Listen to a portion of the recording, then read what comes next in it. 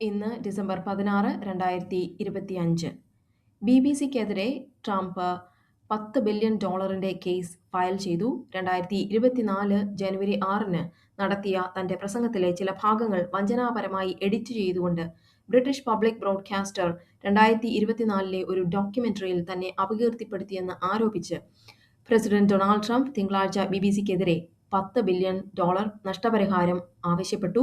33 പേജുള്ള പരാതിയിൽ ട്രംപിന്റെ അഭിഭാഷകർ മിയാമിയിലെ ഫെഡറൽ കോടതിയോട് ജൂറി വിചാരണ ആവശ്യപ്പെടുകയും 2024 പ്രസിഡന്റ് തിരഞ്ഞെടുപ്പിന് ഒരാഴ്ച മുൻപ് സംപ്രേഷണം ചെയ്ത ഒരു BBC ഡോക്യുമെന്ററി പ്രസിഡന്റ് ട്രംപിന് ദോഷകരമായി തിരഞ്ഞെടുപ്പ് ഫലത്തിൽ ഇടപെടാനും സ്വാധീനിക്കാനുമുള്ള ഒരു ധിക്കാരപരമായ ശ്രമമായിരുന്നു എന്ന് ആരോപിക്കുകയും ചെയ്തു.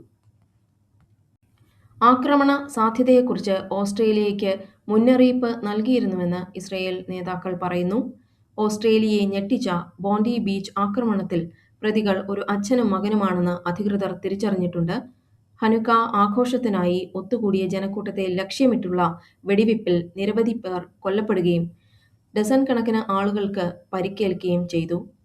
സിഡ്നിയുടെ പടിഞ്ഞാറൻ പ്രാന്തപ്രദേശങ്ങളിൽ നിന്ന് വന്ന രണ്ടുപേരും തിരക്കേറിയ ഒരു നടപ്പാലത്തിന് സമീപം വെടിയുതിർക്കുകയായിരുന്നുവെന്ന് പോലീസ് പറഞ്ഞു.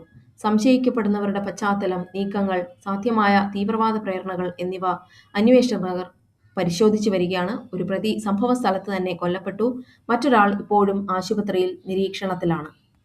ഗാസയിൽ ഹമാസിന്റെ മുതിർന്ന ഉദ്യോഗസ്ഥനെ വധിച്ചുകൊണ്ട് ഇസ്രയേൽ വെടിനിർത്തൽ ലംഘിച്ചോ എന്ന് US പരിശോധിച്ചു വരികയാണെന്ന് പ്രസിഡന്റ് ഡൊണാൾഡ് ട്രംപ് പറഞ്ഞു. കബഡി കളിക്കുന്നതിനിടെ ദിഗ്വിജയ് സിംഗ് വെടിയേറ്റ് മരിച്ചു. കൊലപാതകത്തിന് പിന്നിൽ ബാംബിഹ സംഘമാണെന്ന് ഫേസ്ബുക്ക് പോസ്റ്റ്.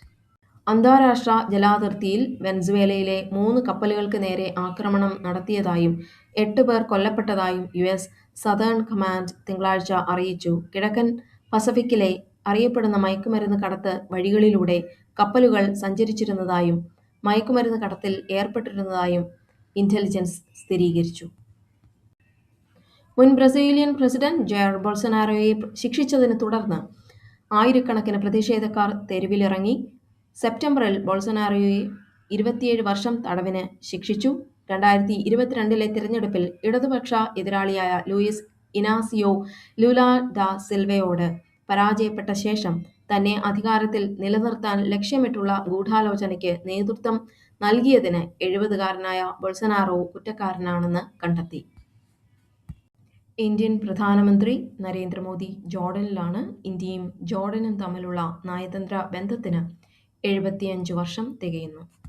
ചിലിയുടെ പുതിയ പ്രസിഡന്റായി തീവ്ര വലതുപക്ഷ സ്ഥാനാർത്ഥി ജോസ് അന്റോണിയോ കാസ്റ്റിനെ തിരഞ്ഞെടുത്തു. US മധ്യസ്ഥതയിലുള്ള സമാധാന ഉടമ്പടി റുവാണ്ട ലംഘിച്ചുവെന്ന് US ആരോപിച്ചു. നാഷണൽ ഹെറാൾഡ് കേസ്, ഗാന്ധി കുടുംബത്തിന് ആശ്വാസം, അന്വേഷണ ഏജൻസിക്ക് തിരിച്ചടി, കുറ്റപത്രം നിലനിൽക്കില്ലെന്ന് കോടതി.